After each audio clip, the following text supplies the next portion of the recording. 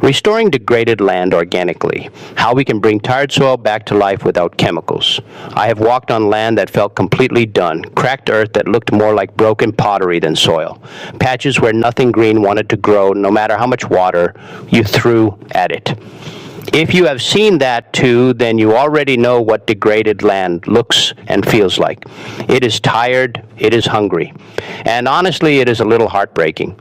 But here is the good news I have learned over the years, working with farmers in Bangladesh and chatting with gardeners around the world. Degraded land is not dead land. It is just waiting for the right kind of care. And the organic way of bringing it back might be slower than dumping synthetic fertilizers on it, but the results last, and the soil actually gets happier year after year. Why this is trending right now. People are finally paying attention to soil health, and I'm so here for it. With climate patterns getting weirder and food prices climbing, everyone from small backyard growers in Dhaka to big regenerative farms in the Midwest is asking the same question. How do we fix land that has been overworked, stripped, and left behind? The shift toward organic land restoration is blowing up because we are realizing that healthy soil does more than grow food. It holds water when the rains come too fast. It stores carbon when the atmosphere has too much. It supports microbes and fungi and earthworms that make up a whole underground world we barely understand. When we restore land organically, we are not just patching a problem. We are rebuilding an ecosystem. The challenges that make us want to give up. Let me be real with you. Restoring degraded land organically is not a quick weekend project. The first challenge is patience. Nature runs on seasons, not on our schedules. If you lost its organic matter over 20 years of heavy tillage and chemical use, you cannot rebuild it in one monsoon. The second challenge is knowledge. A lot of us were taught that fertility comes from a bag.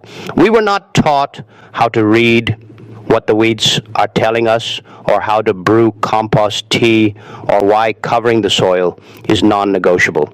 So there is an unlearning process that can feel overwhelming at first.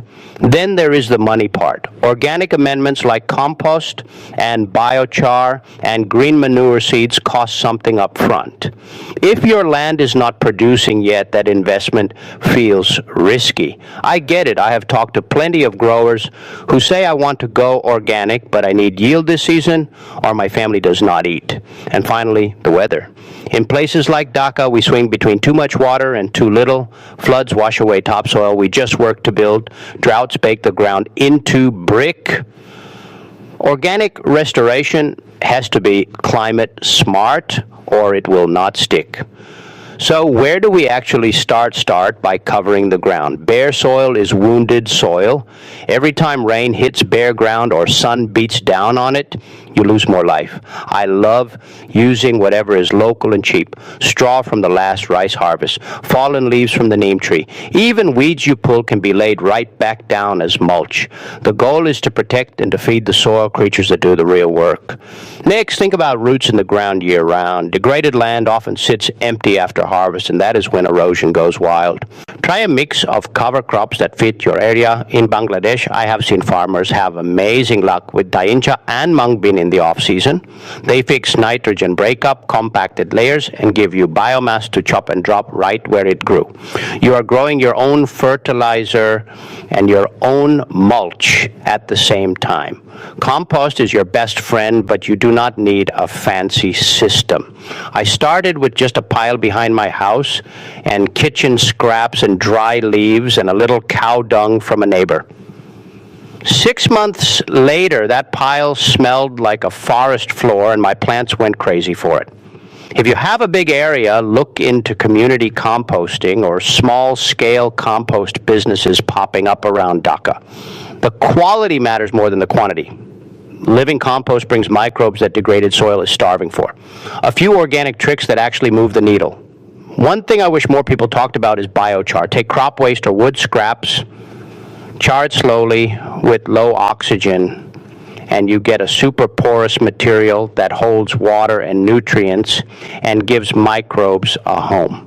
Mix it with compost before you add it to the field so it does not tie up nitrogen.